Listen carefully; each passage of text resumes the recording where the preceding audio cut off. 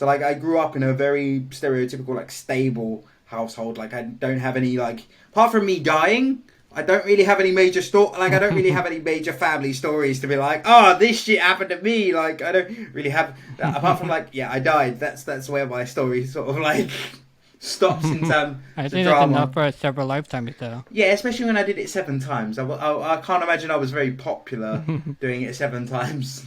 I mean, after like the third time, I'd be like, can you just die already so I can like move on with my life?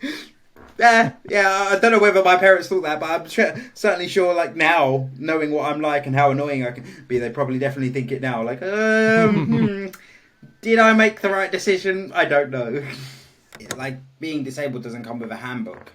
And, like, if you're not that way inclined of going away and doing the research and looking into it, like my parents were in terms of finding sports clubs and stuff, you naturally feel like the world's a very limited place, when actually once you actually start making inroads into what's available in the community, there's a lot more available than you necessarily initially thought. And then also it's like, because that's what I do, that's why I love what I do with social media. Like I love being able to, when I was growing up, I had a phase where I really struggled with my mental health. I always say, I've said it on my podcast before, I kind of didn't accept my disability completely till I was about 16, because naturally as a 16-year-old kid, I was like, oh, I want to date, I want to do this, and had zero success, absolutely zero, zilch, nada. So like that obviously has a huge impact on your confidence, but then there's added the disability on top. It gets a bit messy, because then you like, what is just me as an individual and what is direct correlation to my disability. Cut a long story short, they basically hired me as an apprentice but wanted me to do a manager's job. I found it really difficult being fresh out of school, not knowing what I was doing, didn't have the support network around me, and because of that ended up in a bit of a state in terms of my mental health and my anxieties. But one thing I would say is I am grateful for going through that, because it gave me so much more understanding of what it means to be depressed, what it means to be anxious, because unless you've done it, you could be the best professor you've ever met, but you really don't understand it unless you've been in it. To meet me tomorrow, it's a completely different story, and that's the important thing to say, because everyone goes, oh, you're such a happy disabled person. First of all, why does the disabled have to come into it? Second of all, like, that's really today, and that's also just a general thing for any human being, is remember, people have good and bad days, no matter who you are. Like, yeah, it's a weird one, but with the anxiety thing, I would say, like, people don't understand the layers of it that come with, because people who are able-bodied will go through anxious periods and go through similar challenges to us, but there's always that extra layer of shit that we have to deal with that no one else does. As I say, we're very different in terms of, like you say, like I have a lot more of a softer approach, is probably the way to put it, to you, in terms of like, you're very much like, society is what it is, it's a little bitch, but then I'm a bit like, yeah, society is a little bitch, but that doesn't mean we can't make it better. Hello, welcome to my podcast, Two Mics, One Joe Sooch. I am Joe Sooch, and I'll be giving a mic to Charlie. Charlie is a cerebral palsy advocate and a huge stock market trader, trading millions of dollars every day. He developed cerebral palsy by lack of oxygen and dying 7 times. Also a fellow podcaster called Not Quite Podcast, where you can find me or not, IDK. Maybe I'm too wild and he wants me to not disturb the peace. Anyways, you go by the moniker of Not Quite Politically Correct. Let's throw some topics around and see what's your opinion. I'm hoping by the end there's a lot of bleeping. Are you ready? Let's go, bro. Let's fucking go. Okay, so why do you think the advocacy population is 99% women and just me, you, and Lance as the only men advocating? Oh, good question. To be honest, I'm not sure. Like, I have this theory. I have this brought up quite a lot of, like, why is there less creators and less advocates that are male? And I don't know why it is. I really don't know why it is. I think it's... I really don't know. My only assumption is that... Really? I don't know. I think it's just... Women are just... They just approach it in a different way, and I think for us, like, there's this thing with men, like, we just don't like complaining. So, like, we just go, No, we're not gonna complain, and we're not gonna shout about it, because a lot of men just want a simple, easy life. So and I'm included now. Sometimes I just can't be asked. But like, I think that is the crux of it. Is literally people just can't, like, men can't be bothered. So like, we're like I could shout about it and I could raise awareness for it, but I don't know. I'd rather just not. It's often what I think that a lot of men's, particularly if you lean into the stereotype, a lot of men have that view. So I think maybe it's that whole thing of, whereas women, they feel a lot more strongly about it. Obviously they've had to battle for equal rights and everything else, so it all links in with that. I would say it's literally just because men can't be bothered and want an easy life. What's the saying? Happy wife, happy life, isn't it? So like, I think that is something that just points in the perfect direction. We're gonna have a field day with this topic, because it's a very no right answer to it. It's more of a, I guess you can look at like opinion, but it's also just an experience kind of thing. I think, like, I'm not really supposed to talk about anything because it's not my podcast, because I should be quiet. But I think, like, one of the things I think is that I don't think most people care about men's problems at all. I think it's really hard to like compare two people, because two different things, we have like different followings. Like if you compare like a male and female, like they have totally different followings and different ways of doing things and stuff. But like women are more likely to be supportive of their bad things. So like they can post a thing and they'll get like hundreds of likes and tons of comments like, oh, you're so brave and you're so awesome and like anything I can do to help you.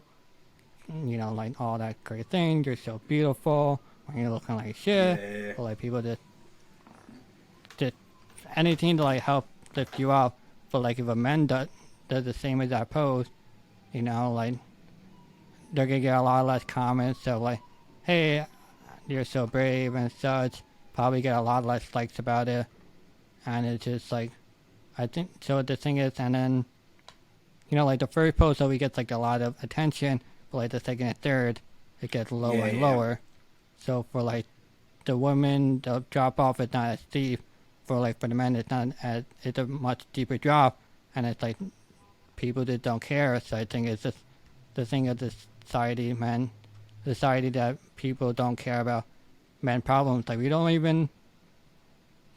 almost don't even like celebrate each other in a way. That makes sense. Like, it's like that whole thing of like, like male banter is often like taking the shit out of each other. Like that is what our banter normally is. It's normally, I will tear you a new one, you tear me a new one, and that's the whole thing. And I think it comes into that whole thing of, like, obviously now we're seeing a lot more men discuss their mental health issues and the issues that surround, like, the issues that they have. But as you say, it's like, it's not yet seen as like okay to do that, to say, look, I'm struggling with this, or I'm not doing it. It's not seen as the social norm yet. And I think that leans into it. It's that whole thing of like, or who really is going to give a shit if I can't put my shoes on?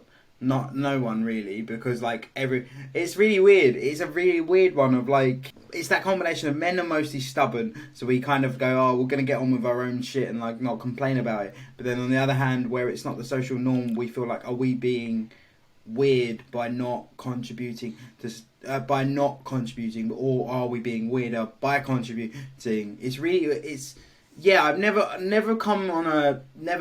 come to a concrete conclusion as to why the creator space is more dominated, particularly in the disability space, is more dominated by females than males. But then, having said that, having been in the space now for 5 years, I would say it's getting better. I mean, I've not. My first 2 or 3 years weren't really in that space. I've known more in the last 3 years, but I have seen an uptake in the amount of disabled advocates, disabled creators that are male. But there is still that dip of between male and female creators.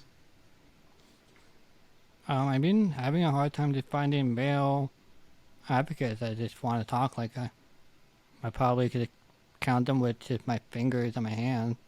Like there's so little of them, I can't even find them already. And then like quarter of them don't even want to come on a podcast for whatever reason. And I'm just like, we need guys to like band up and like support each other, but like we don't even do that. And it's like I try to have like a diverse, guests, male, female. It's obviously gonna be like 90% female. I'm not really complaining too much, but at the same time, I also like the diversity of let's have the male and female dynamic because like we both have different vibes. I did wonder if your opinion is different based on how you grew up. Like it seemed like you grew up in a very supportive environment of being able to express yourself and everyone is accepted for who you are and your faults, and then you were able to just have your bad moment and like piece yourself up together and grow up to be this awesome person. I think with me, like as I say, a lot of the credit goes to, I have to say, I was very lucky that my parents took the stance of, oh shit, yeah, my son's now disabled, but they didn't I didn't get treated any differently apart from the support that I needed, whether that be like a walking frame, wheelchair, so on. So like I could keep the list going for a while, but apart from the like support that I physically needed, I wasn't treated any different to any other member of my family. So I grew up in a very supportive environment. Like for example, I've always been very into sport. Even before I got really into weightlifting, I was always into like trying different sports. So like when I was a kid, my parents I'd be like, oh, I want to go play football, or as you Americans call it, soccer, and like they'd be like, oh shit, like thank you for clarifying. That's all right, but it's still the wrong word. But I'm not even gonna get into that argument. But yeah, so like cancelled. Yep. Basically, all my American followers now are just gone. Absolutely gone. Yeah. No, so like with me, so like when I wanted to do sports, my parents took the view of like, oh shit, Charlie wants to play football. Okay, we'll find a way for him to do that. And they found like accessible clubs for me. I did the same with like, I did horse riding for a bit. I did wheelchair rugby for a bit, and then I went into swimming, and that was where my story. Obviously, my story goes off on a different level when it comes to swimming. But like I say, so I grew up in a very everything's possible. But then as I got older, I realised that like although my parents brought me up to be very much like, look, you're disabled, but it's shitty, but you've got the cards that you're dealt, and you just got to get on with it, and that's that.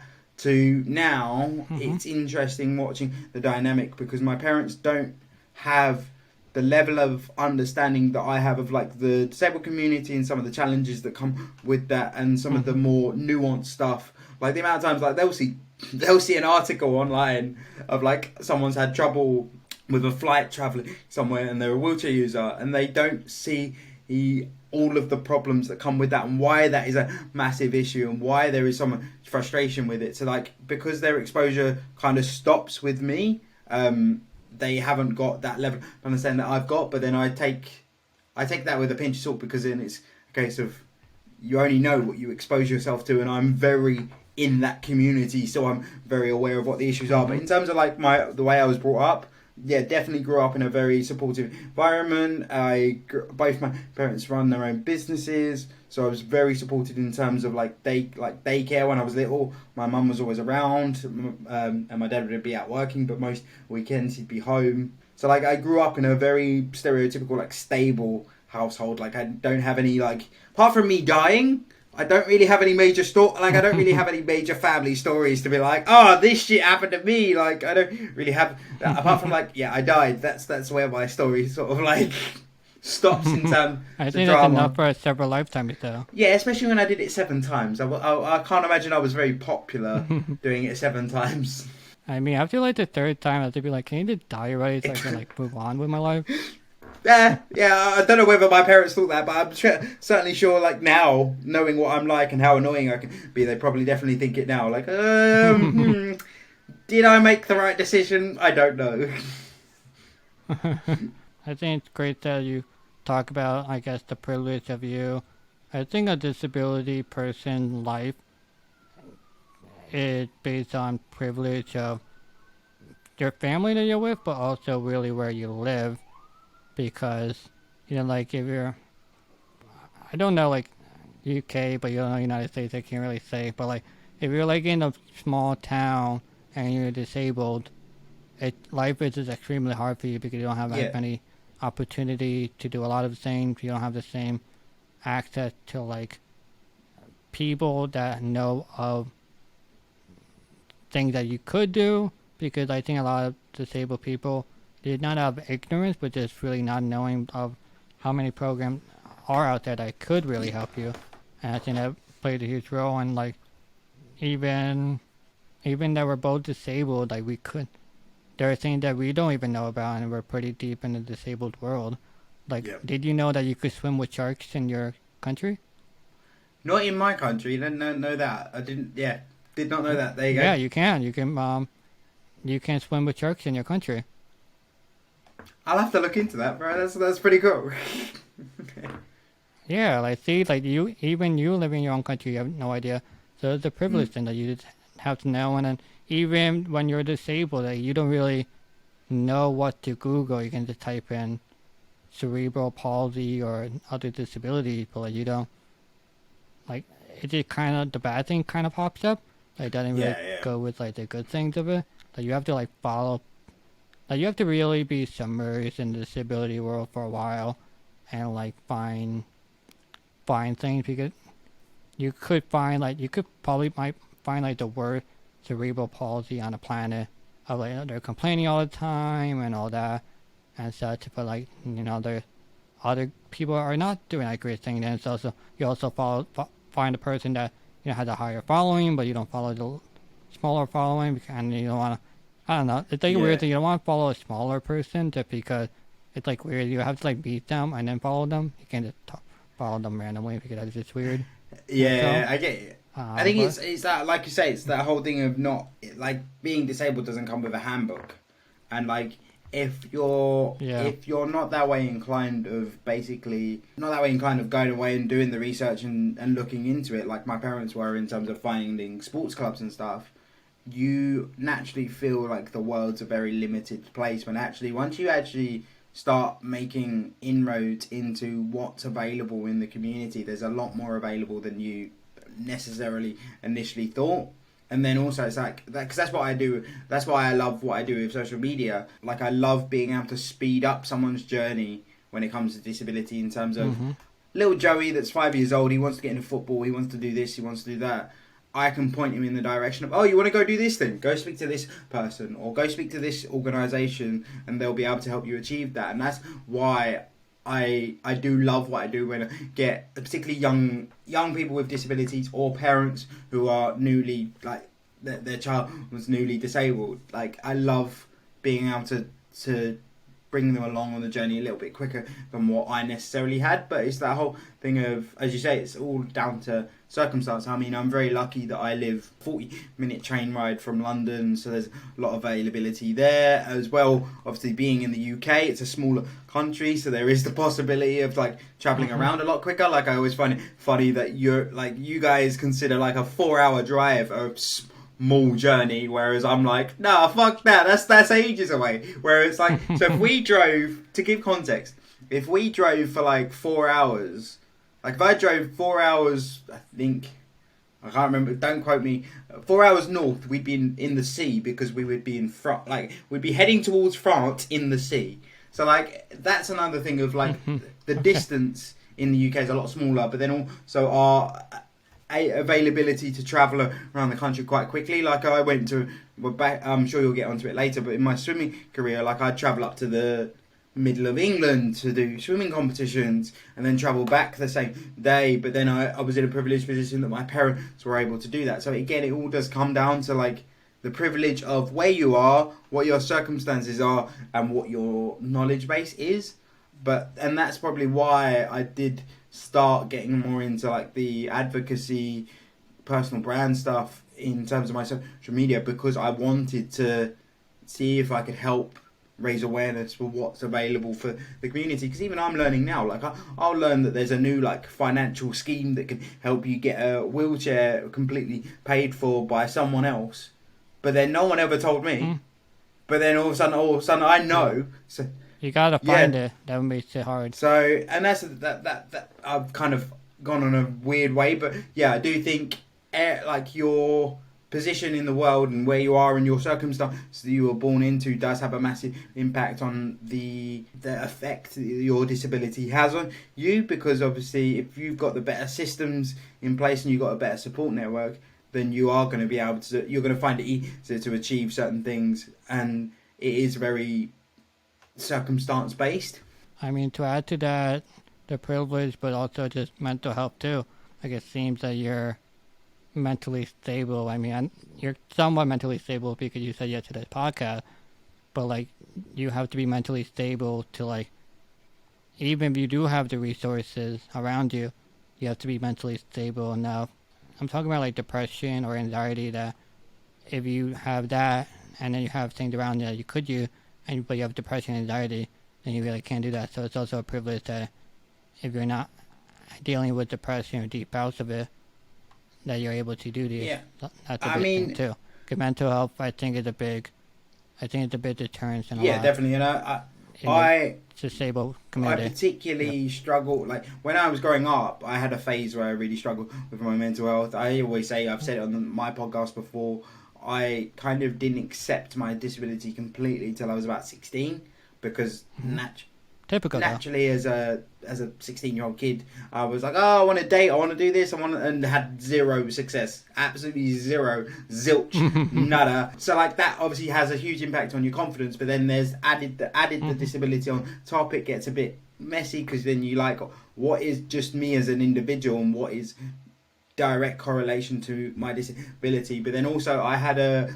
bout of more so anxiety, depression was in it when I left school and went into my first job. Cut a long story short, they basically hired me as an apprentice but wanted me to do a manager's job.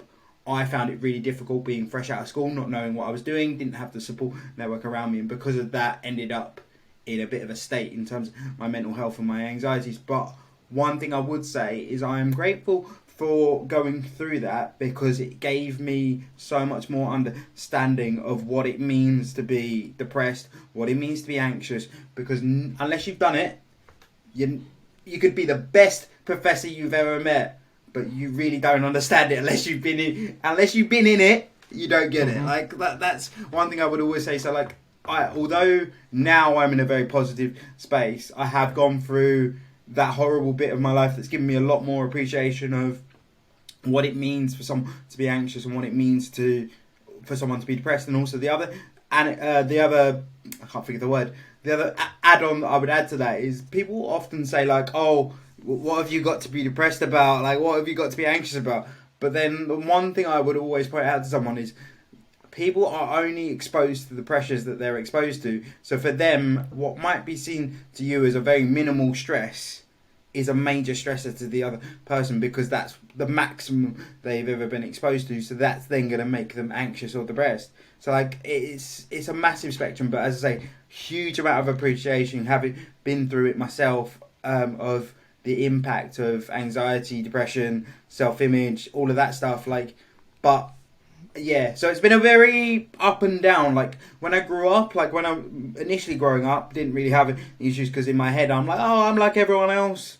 Then obviously as you get older, you start noticing the differences more and more. And then that was when obviously I went through the dip, and then I'm back on the up. Obviously the one thing I would always say is, when everyone goes, oh, you're such a put together young man, and I'm like, fucking, that's today. That is today. Like, to meet me tomorrow, it's a completely different story. And that's the important thing to say, because everyone goes, oh, you're such a happy disabled person. First of all, why does the disabled have to come into it? Second of all, like, that's really today, and that's also just a general thing for any human being, is remember, people have good and bad days. No matter who you are, like, you're going to have those days. And I can be on cloud 9 and ground zero the next. So like, it's a huge spectrum. But no, I have had a very higgledy-piggledy, as we would say in the UK, higgledy-piggledy journey when it comes to mental health and dealing with those difficulties. Yeah, to go back to your point with anxiety and depression, I think the hardest step really is to jump. After that, it's pretty great. Like, I think you think of like all the horrible scenarios, but most of the time it's either never as bad as you think it is, or it turned out to be super positive. I think that was how I address anxiety with myself is that I think a lot of people have that feeling of like scaredness of to do something that anxiety induces. Like it's just a thought process, and I just push past it, and then like the more you do it, the less likely you're gonna have that person in mind doing it. But even then, I still like I've been doing this to be about my 100K. The minute before they pop up, I get like an anxiety rush a little bit. I get that too. And then like the moment you say like, "Hey, how are you?" It all like goes away because like most of the time, most people are like, in a general sense, they're like, you know, like they're respectful of you anyway, so they're gonna be nice to you. Like they're gonna have to be nice to you. Like even if you say like something shitty, like unfortunately everyone is nice to you. They'll be like, maybe they'll like respectfully disagree with you, but they're never gonna be like, you know, go fuck yourself. You're never gonna. You've got to say something really, really bad to get a go fuck yourself on your own podcast. But no, it's true. Like anxiety comes up all the time. Like even I get that. Like you get that. Like, oh shit, is everything gonna go okay?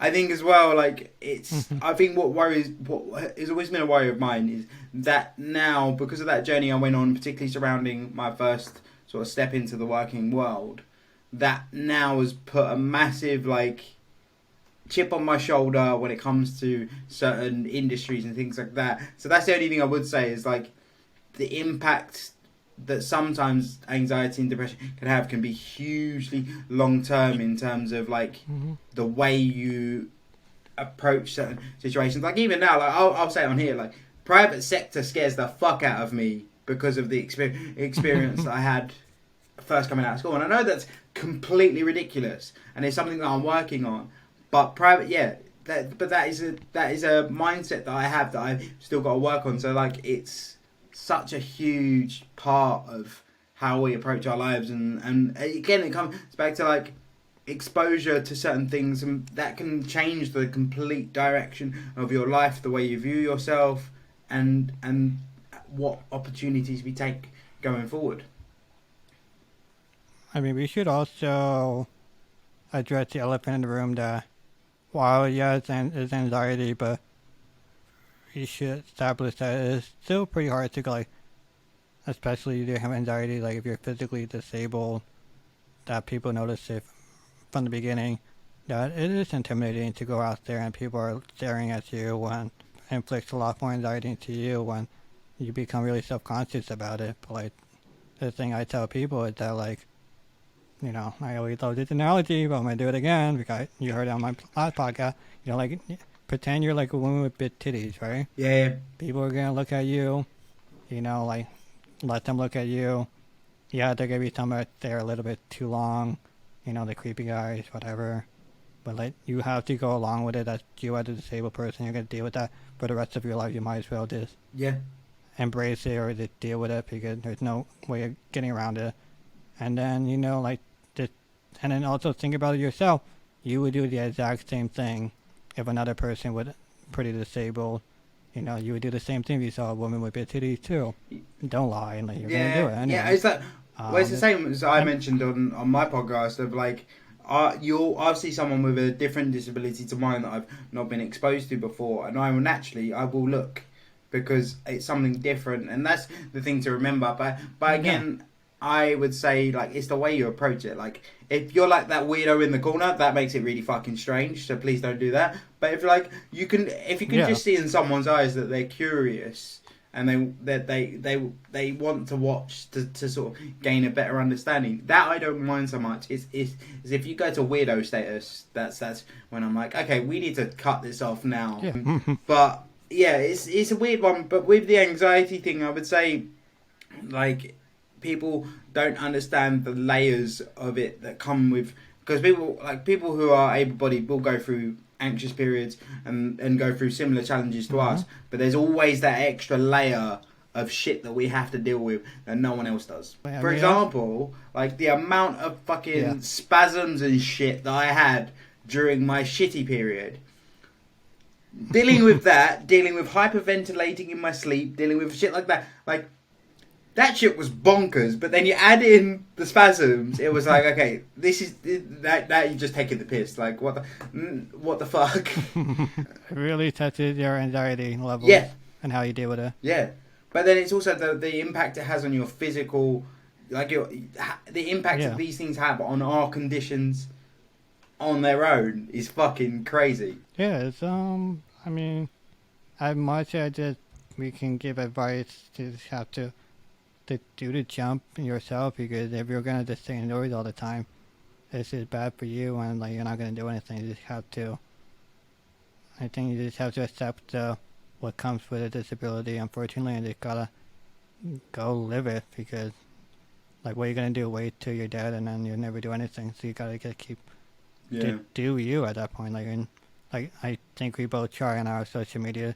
I think I'm like 100% more wild than you in terms of what I show on my Instagram versus yours, but it's you to do what you gotta do and do whatever makes you happy. So if you want to go out to the movies and go on do it, do it the way you want to do it, because go out and see the movie. I always tell the person, like, let's say you're watching an episode of a show. Do you remember every single thing that happened in the show? No. Like, I could quiz you even a minute after you watch the video. No, you're going to forget something's happening. You're going to forget if they're drinking coffee or tea or anything else. The same with real life. Like, people are just going to forget about things, and, like, you might as well just do it. Like, just think logically about it. Like, just really think about it, because I don't think people think it. They just think of, like, the bad things, but, like, they don't think realistically about it. I think that's what makes my mental health so good, because I'm just very real with life and society, and I think that what just helps me become this huge social butterfly of things and just open and like fuck it. Or as I like to call it on my podcast, bulletproof. This guy just goes, fuck it, like it'll be fine, and I'm like, no man, that's not how that works. Like, as I say, different. As I say, we're very different in terms of, like you say, like I have a lot more of a softer approach, is probably the way to put it, to you, in terms of like you're very much like, society is what it is, it's a little bitch, but then I'm a bit like, yeah, society is a little bitch, but that doesn't mean we can't make it better.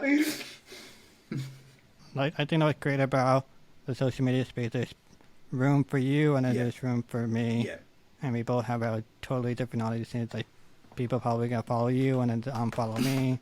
That's totally fine. Like, gotta, like, I don't know. I mean, at the same time, though, what kind of upsets me is that people will follow other people and they're, like, mentally struggling and such. And I'm, like, mentally not struggling, and, like, I'll give advice and they don't listen to my advice, but they'll listen to someone that's struggling. I'm like, if you, like, listen to me, like, look at how, like, I'm proving it how great it is. Like, I'm mentally really great. Like, I'm generally happy. Like, sure, I have my depression bouts and stuff, but I'm, like, generally really great. Like, I'm pretty happy with things. I'm, like, don't have that much anxiety. I always took the hard road to everything, and things are just working out really great for me. I'm in a great mindset. Like, I'm not, like, I don't have, like, self-doubt about myself, or I'll do, but I'll just commit to it and move on with my life. Like, it's so great. And I just thought people were more likely to listen to me just because, based on all my accomplishments, but, like, for some reason people just don't see that. They rather see other people, and I'm like, okay, like even with, like, the podcast, and they'll be like, how did you get to be a monetized state? And I'll tell them X, Y, and Z, and then they'll be like, I hear you, but I'm not gonna do it. And then I'm gonna, and then you fail, and it's like, okay, like, then you're just not gonna do it, and that's fine. Like, go with the other one that failed and quit. Like, that's fine. I'm gonna still be doing me at that point. But we're gonna get back to you. So, like, we were talking about more of the men and female dynamics. So I'm still here. My camera just died, but I'll just finish it off. Right. So Charlie likes to cancel people on their podcast, but that's not my style. So my style is, before I take the mic away from you, is there anything you want to say, promote, any words of wisdom, the winning lottery numbers? The mic is all yours. Yeah, thank you so much for having me. It's been great, and it's been nice to, like, for the shoe to be on the other foot, for want of a better phrase. And yeah, if people want to follow me, I'm at NQPC pretty much anywhere. So if you just Google that, I pretty much come up everywhere. I won't do all the hyphens and stuff because I always make myself stumble. But if you just Google it as a whole word, it will come up. Don't worry. So I also run a podcast called the Not Quite Podcast. It's just a space to be who people want to be, and it's a very open space, very casual conversations, but it just takes some of the community to gain some of their perspectives in the hope that some people will get some value from it. So yeah, thank you again for having me. It's been great to be on, and see you again soon. Yeah. So thank you so much, Charlie, for giving me your time and expertise. You can follow him in the description below. Thank you everyone for listening and watching, and I'll see everyone next time. Bye.